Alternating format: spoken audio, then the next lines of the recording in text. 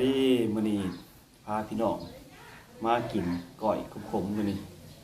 บ่หลายแย่ห่างพี่น้องโบกย่างเดี่ยวมากินน้ำกันแซ่บๆ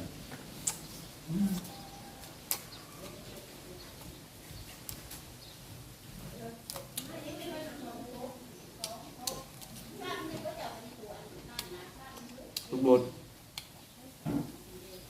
เต็มเม็ดเลยฮะ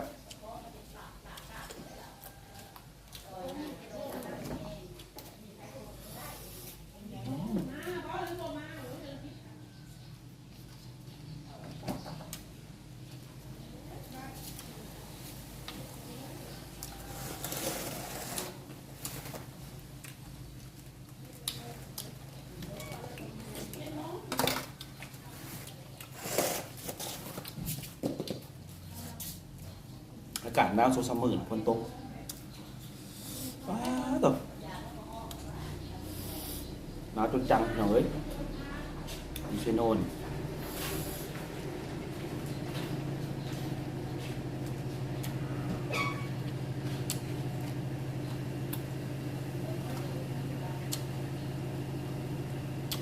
หลุดหมดเลย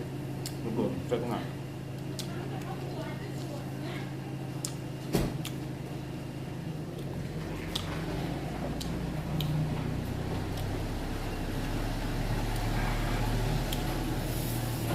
ทำอย่างก็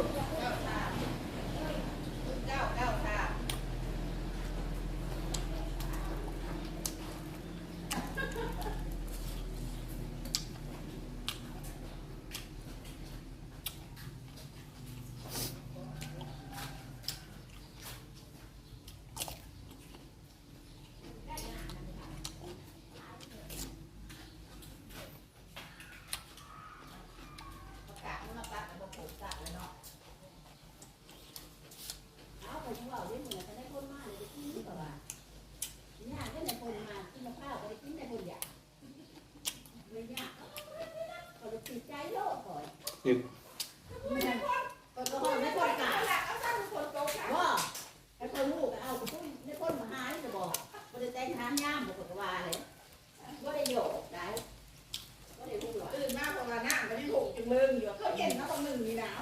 ลองแค่ไหนดู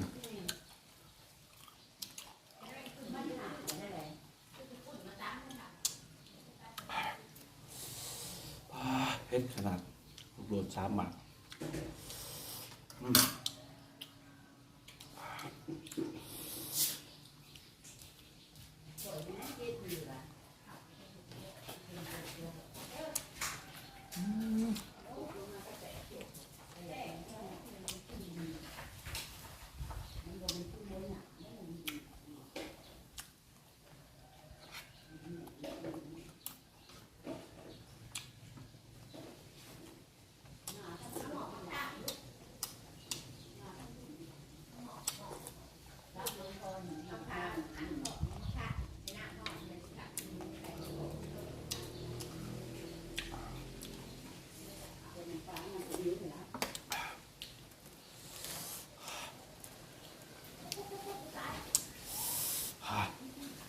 เผ็ด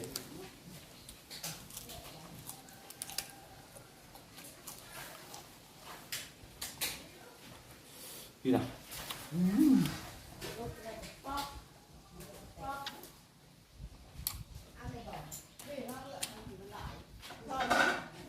เพิ่มแกงพัดสด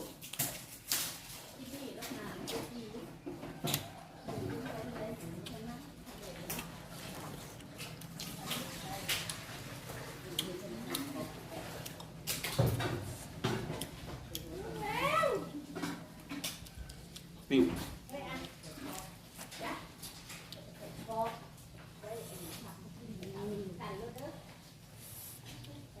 เอาขึ้นส่งปิ้ว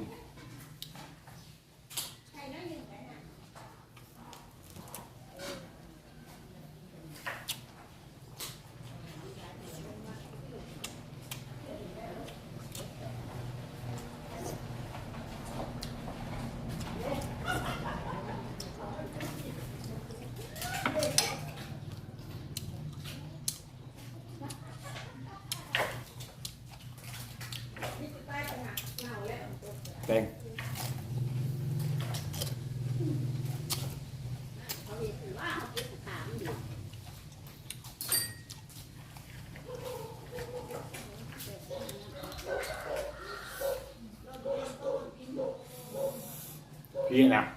พี่นะ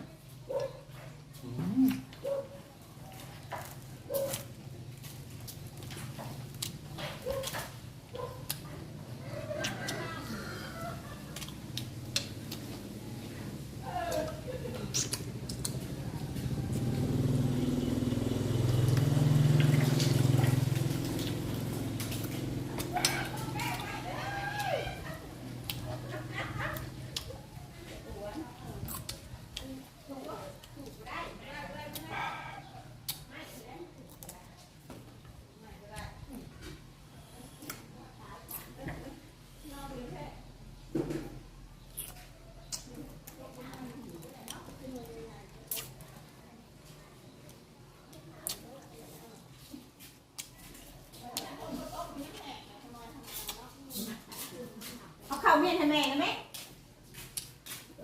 ออมเล็ก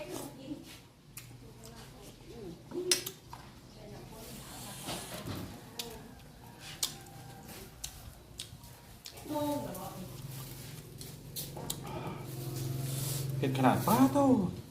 เผ็ดปันสอบได้เนี่ยเผ็ดไปลึกเผ็ดปันสอบ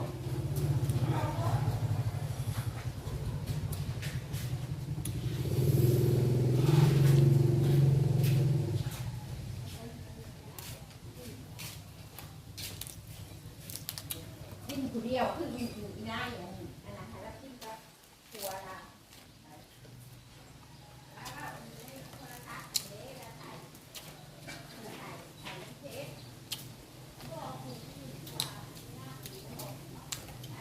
อ่า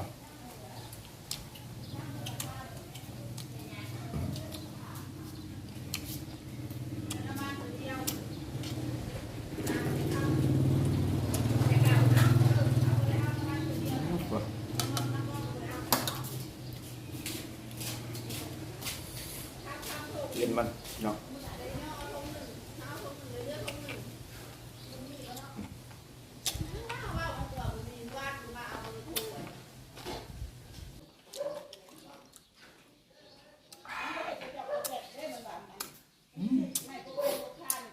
แซ่บจนเลียมือเลียตีนพี่น้องมากินกันแซ่บ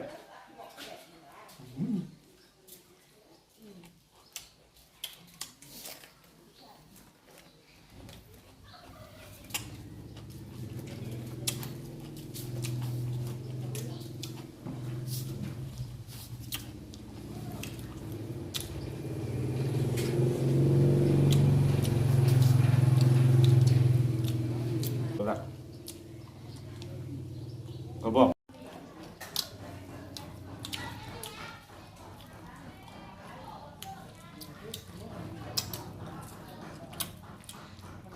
ตัว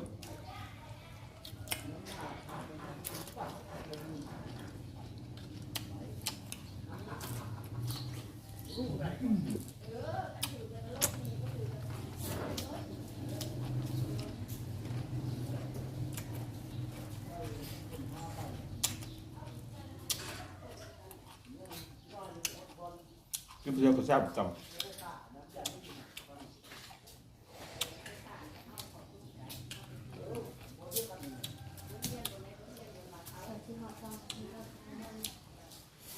กัดหนาวเชียโรก้อยคมแซ่บ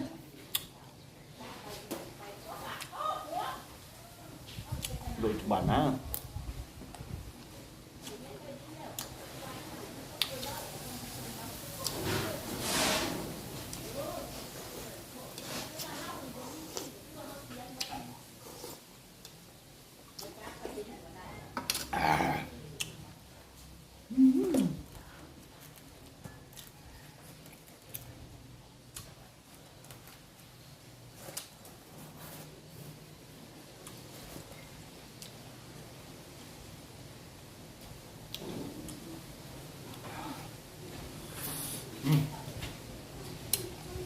เอาไปเขาบอกยากกันว่ากดไลค์กดแชร์ได้พี่น้องเด้อ จะให้คุณสนใจเห็นคลิปต่อไปสำหรับมื้อนี้ขอกล่าวคำว่าสบายดี